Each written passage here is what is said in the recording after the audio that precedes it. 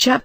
Of intelligences and spirits, and of the threefold kind of them, and of their different names, and of infernal and subterranean spirits. Now, consequently, we must discourse of intelligences, spirits, and angels. An intelligence is an intelligible substance, free from all gross and putrefying mass of a body, immortal, insensible, assisting all, having influence over all, and the nature of all intelligences, spirits, and angels is the same. But I call angels here, not those whom we usually call devils, but spirits so called from the propriety of the word, as it were, knowing, understanding, and wise. But of these, according to the tradition of magicians, there are three kinds, the first of which we call supercelestial, and minds altogether separated from a body, and, as it were, intellectual spheres worshipping one only God, as it were, their most firm and stable unity or center. Wherefore they even call them gods, by reason of a certain participation of the divinity, for they are always full of God. These are only about God, and rule not the bodies of the world, neither are they fitted for the government of inferior things, but infuse the light received from God unto the inferior orders, and distribute every one's duty to all of them. The celestial intelligences do next follow these in the second order, which they call worldly angels, viz.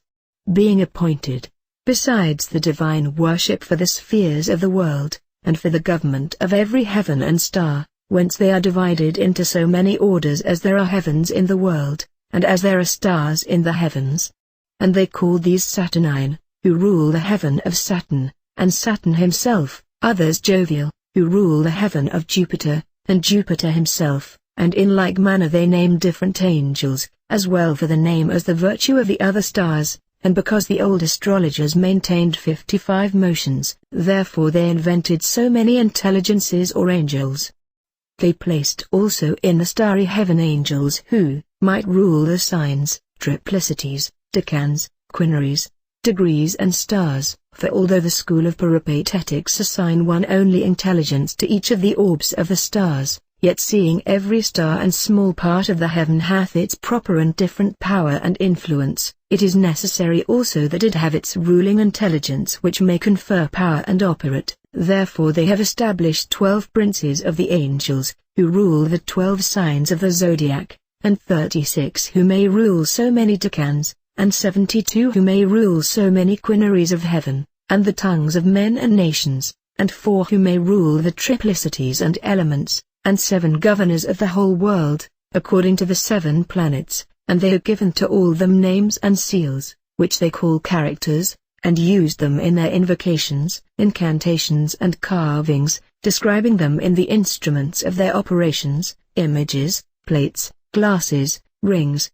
papers, wax lights, and such like. And if at any time they operated for the sun, they invocated by the name of the sun and by the names of solar angels, and so of the rest. Thirdly, they established angels as ministers for the disposing of those things which are below, which Origen called certain invisible powers, to which those things which are on earth are committed to be disposed of. For sometimes, they being visible to none do direct our journeys and all our business, are often present at battles, and, by secret helps, do give the desired success to their friends, for, at their pleasure, they can procure prosperity, and inflict adversity. In like manner they distribute these into more orders, so as some are fiery, some watery, some aerial, some terrestrial, which 4 species of angels are computed according to the 4 powers of the celestial souls, viz. The mind, reason, imagination, and vivifying and moving nature.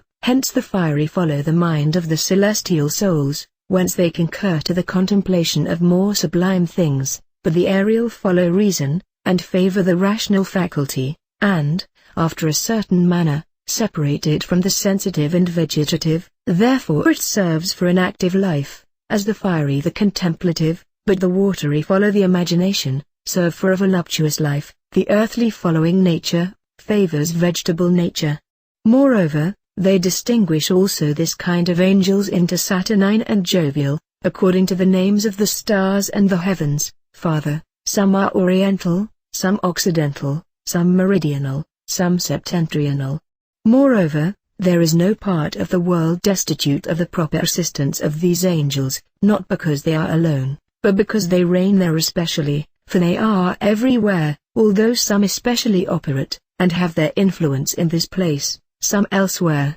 Neither truly are these things to be understood as though they were subject to the influence of the stars, but as they have correspondence with the heaven above the world, from whence especially all things are directed, and to which all things ought to be conformable, whence, as these angels are appointed for diverse stars, so also for diverse places and times, not that they are limited to any place or time, neither by the bodies which they are appointed to govern, but because the divine wisdom hath so decreed, therefore they favor more, and patronize those bodies, places, times, stars, so they have called some diurnal, some nocturnal, others meridional.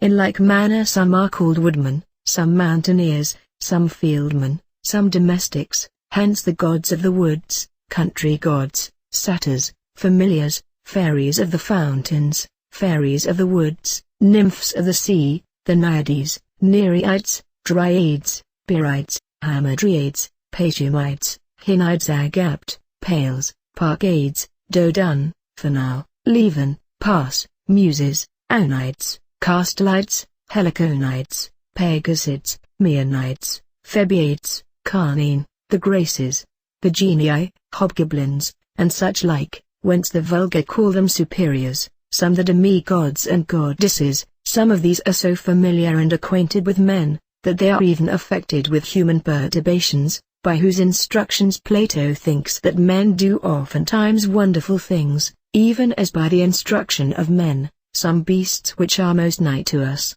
apes, dogs, elephants, do often strange things above their species, and they who have written the chronicles of the Danes and Norwegians, do testify that spirits of several kinds in those regions are subject to men's commands.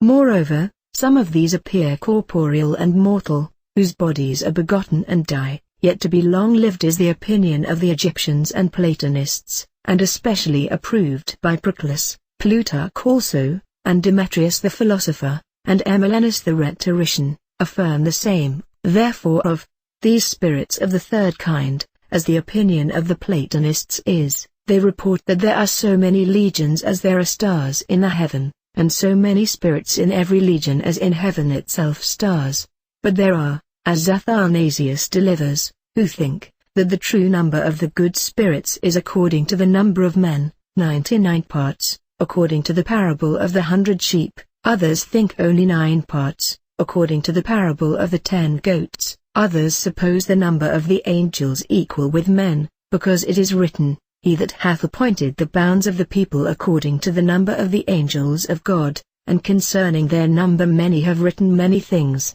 But the latter theologians, following the masters of the sentences, Austin and Gregory, easily resolve themselves, saying, that the number of the good angels transcendeth human capacity, to the which, on the contrary, innumerable unclean spirits do correspond, there being so many in the inferior world as pure spirits in the superior, and some divines affirm that they have received this by revelation.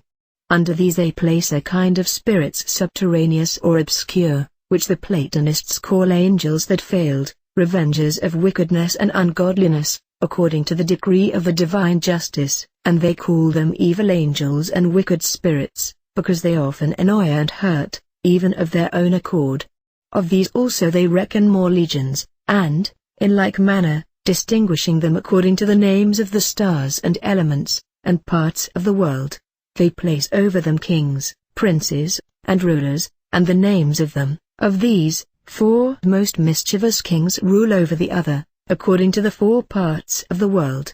Under these many more princes of legions govern, and many private officers, hence the Gorgons, State Noct, the Furies, hence Tisiphone, Alecto, Megara, Cerberus. They of this kind of spirits, Porphyry says, inhabit a place nigh the earth, yea within the earth itself. There is no mischief which they dare not commit, they have altogether a violent and hurtful nature, therefore they plot, and endeavor violent and sudden mischiefs, and when they make incursions, sometimes they lie hid, and sometimes offer open violence, and are very much delighted in all such things done wickedly and mischievously.